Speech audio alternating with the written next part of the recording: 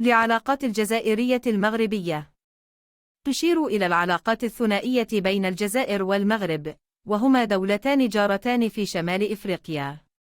تاريخ العلاقات بينهما متشابك ومعقد، وتمتد إلى فترة ما قبل الاستعمار. تتأثر هذه العلاقات بالعديد من العوامل السياسية والاقتصادية والثقافية. الجزائر.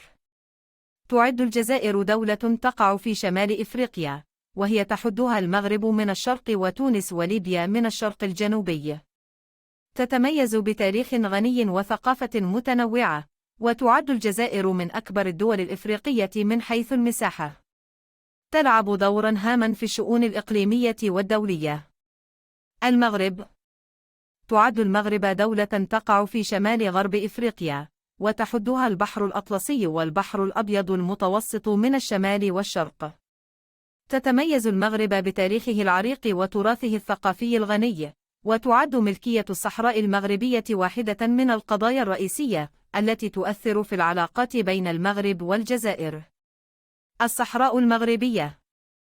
تشير إلى المنطقة المتنازع عليها في الصحراء الغربية. تعد هذه المسألة من القضايا السياسية الحساسة والمتنازع عليها بين المغرب وجبهة البوليساريو. يعتبر الصراع في الصحراء المغربية جزءاً من الأزمة المغربية الجزائرية. الأزمة المغربية الجزائرية.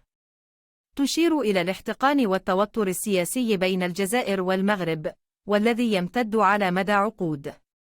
تتشابك العلاقات الثنائية بين البلدين في العديد من القضايا السياسية والاقتصادية والأمنية، بما في ذلك الصراع في الصحراء المغربية والحدود المشتركة.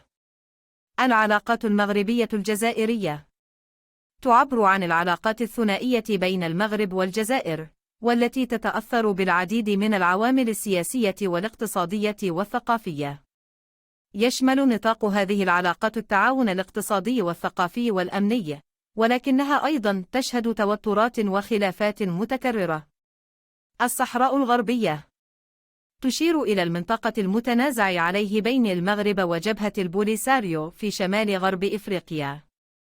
تعتبر هذه المسألة قضية دولية معقدة، حيث تطالب جبهة البوليساريو بحق تقرير المصير لسكان الصحراء الغربية، في حين يدعي المغرب سيادته على المنطقة. الأزمة المعروفة بين المغرب والجزائر.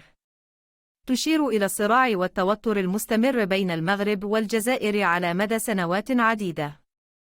يشمل هذا الصراع العديد من الجوانب السياسية والاقتصادية والأمنية، ويتأثر بالقضايا الإقليمية والتنافس السياسي والتباين في الرؤى والمصالح. القطيعة المغربية الجزائرية. تعبر عن الانقطاع أو التوتر في العلاقات بين المغرب والجزائر. تعزى هذه القطيعة إلى العديد من العوامل، بما في ذلك النزاعات السياسية والجغرافية والتاريخية والثقافية. يؤثر الانقطاع على التعاون والتبادل بين البلدين في مختلف المجالات. الحدود المغربية الجزائرية. تشير إلى الحدود الجغرافية بين المغرب والجزائر. تعتبر هذه الحدود مصدراً للتوتر والخلافات بين البلدين، وتتأثر بالقضايا السياسية والأمنية والتاريخية. قد تشهد هذه الحدود عمليات تهريب وتجارة غير شرعية وتحركات عسكرية. الجزائر والمغرب. تشير إلى العلاقات بين الجزائر والمغرب كبلدين جارين في شمال إفريقيا. تتأثر هذه العلاقات بالتاريخ المشترك والتباين في الرؤى والمصالح السياسية والاقتصادية. على الرغم من التحديات والتوترات المستمرة، توجد أيضاً فرص للتعاون والتفاهم بين البلدين. المغرب والجزائر. تشير إلى العلاقات بين المغرب والجزائر كبلدين جارين في شمال إفريقيا. تتأثر هذه العلاقات بالتاريخ المشترك والتوترات السياسية والاقتصادية.